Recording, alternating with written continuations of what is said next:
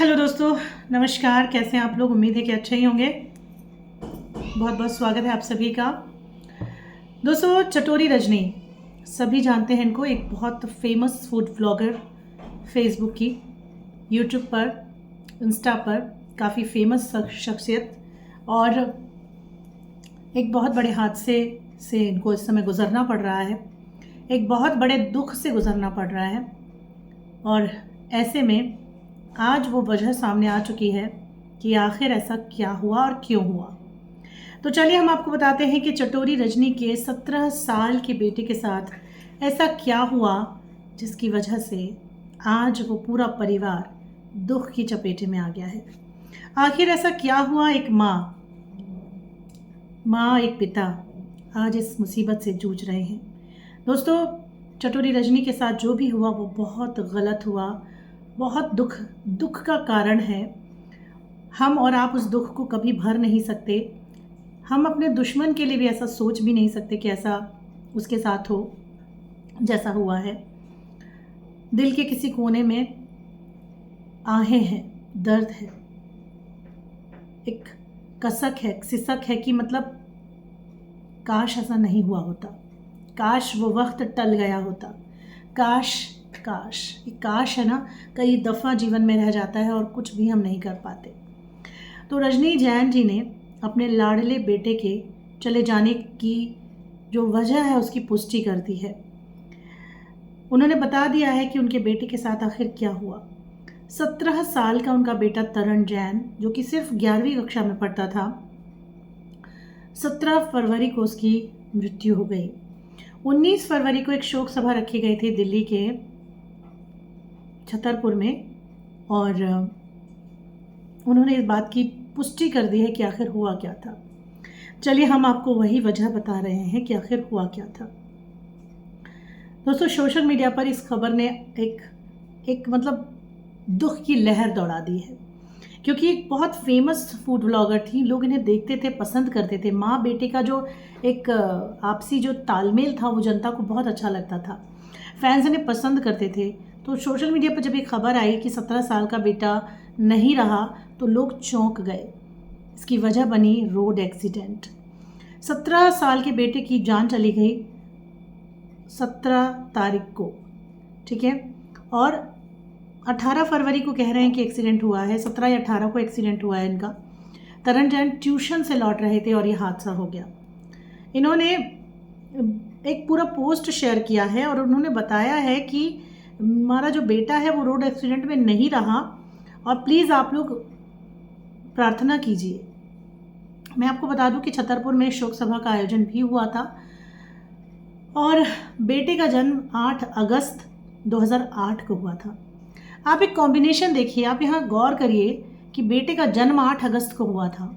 उसका जो उसका पहला अंक था वो भी 8 था, सन भी 2008 था, और जिस दिन वो ख़त्म हुआ उस दिन निधन की तारीख 17 फरवरी, यानी कि 1 + 7 8 ही था। क्या पता 2025 जो कि मंगल का साल कहा जा रहा है 8 वालों के लिए क्या लेकर आने वाला है, समझ नहीं आ रहा। तो आपको बता दें कि वो 11वीं क्लास में पढ़ते थे तरण, और अपनी कोचिंग से वो लौट रहे थे, ट्यूशन से वो लौट रहे थे, तब ये हादसा हुआ। हादसे की बड़ी वजह जो सामने आई है वो आई है कि वो ट्यूशन से लौट रहे थे और उस वक्त उनका एक्सीडेंट हुआ, और वहीं उनकी मृत्यु हो जाती है।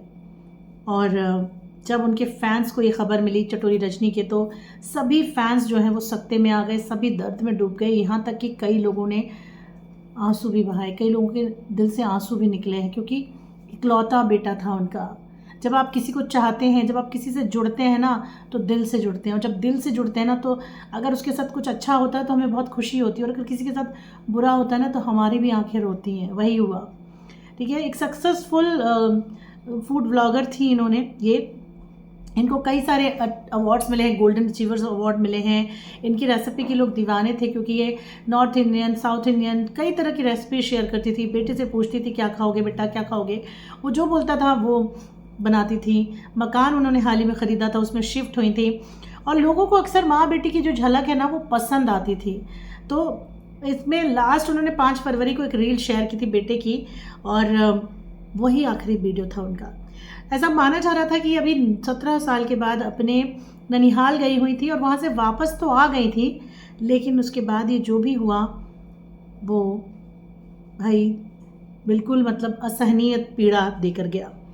और रजनी जी भी एक सक्सेसफुल कंटेंट क्रिएटर थी, मारवाड़ी फैमिली से आती थी, और 2003 में कॉलेज पूरा कर लिया था। फिर उन्होंने नौकरी भी की, कस्टमर केयर में नौकरी भी की, पर जब घर वालों ने मना कर दिया कि नौकरी नहीं करनी है तो उन्होंने जॉब छोड़ी। फिर उन्होंने कुकिंग क्लासेस शुरू की और कुकिंग क्लास घर पे देती थी, मेहंदी क्लासेस चलाती थी। फिर बाद में उनकी शादी हो गई 2007 में, और 2008 में उनका बेटा पैदा हुआ। और ये जो माँ बेटी की जोड़ी थी और पिता जो संगीत जैन जिनका नाम था, ये अपने बेटे को अच्छे से पाल रहे थे, पोस रहे थे। बेटा भी टैलेंटेड था, बेटे में भी एक अलग गट्स था, उसको उन्होंने कैमरे वगैरह खरीद के दिए थे।